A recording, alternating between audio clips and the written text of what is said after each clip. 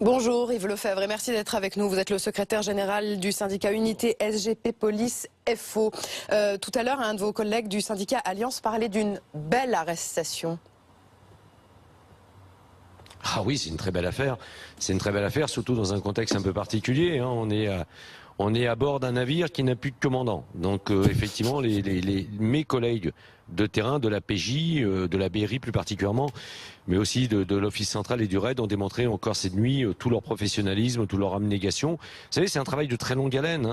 Dominique Griset le disait à l'instant, c'est des semaines, là en l'occurrence plus de 90 jours de filature, de planques, d'investigation, d'écoute téléphonique, d'être planqué dans ce qu'on appelle un sous-marin, un véhicule banalisé où on ne peut pas être détecté de l'extérieur. C'est un travail véritablement de longue haleine. Et pour eux, là, cette nuit, c'est vraiment la cerise sur le gâteau. Voilà, ils tapent, pour reprendre dans le jargon policier, ils tapent la cible, ils tapent l'objectif et ils l'interpellent. Et sans coup de feu, et bien évidemment, fort heureusement, sans, je dirais, de blessés dans nos rangs. Et c'est la BRI qui intervenait cette nuit. Est-ce que vous êtes surpris, vous, qu'il ait été interpellé, non seulement avec ses proches, mais dans sa commune d'origine ?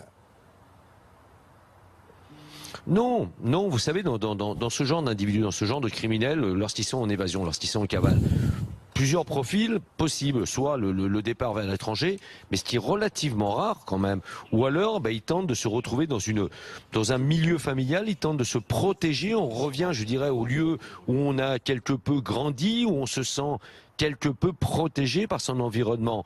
Et là, même si on a affaire à un dangereux criminel, un abominable potentiel tueur de flics, en l'occurrence, là il revient basiquement à essayer de se protéger lui dans un secteur qu'il connaît très bien. Vous voyez, là il a failli être interpellé à Sarcelles il y a de ça quelques semaines.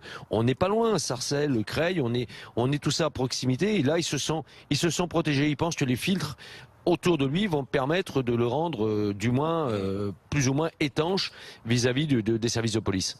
Vous disiez il y a un instant, on est à bord d'un navire qui n'a plus de commandant. Vous faisiez bien sûr référence à la démission cette nuit de Gérard Collomb. Ça veut dire que même sans ministre de l'Intérieur, il n'y a pas d'impact sur le travail des forces de l'ordre sur le terrain. Ah non, fort heureusement. Imaginez-nous quand même, tous nos concitoyens, les dizaines de millions de Français aujourd'hui et d'étrangers sur le territoire qui puissent penser à son instant que les flics vont arrêter de travailler parce qu'ils n'ont plus de ministre de l'Intérieur. Mais est-ce que vous êtes choqué de cette situation, Monsieur Travers, le fait que le Premier ministre assure l'intérim ? Ah oui, je suis un peu surpris, parce que je pense qu'un Premier ministre, vu la charge de travail de l'Intérieur, du ministère de l'Intérieur, franchement, un Premier ministre a autre chose à faire. Donc là, en l'occurrence, il faut très très vite. Moi, j'ai pas de conseil, je me permettrai jamais d'en donner à Emmanuel Macron, mais on peut pas rester avec un nouveau énième ministre intérimaire, à la fois à Matignon et à Beauvau. Ça ressemble plus à rien, ça. Donc il faut aujourd'hui qu'on ait un ministre impérativement, mais un ministre ne tombons pas tant à précipitation. Je l'ai dit tout à l'heure sur une chaîne proche de votre chaîne d'information, sur une radio.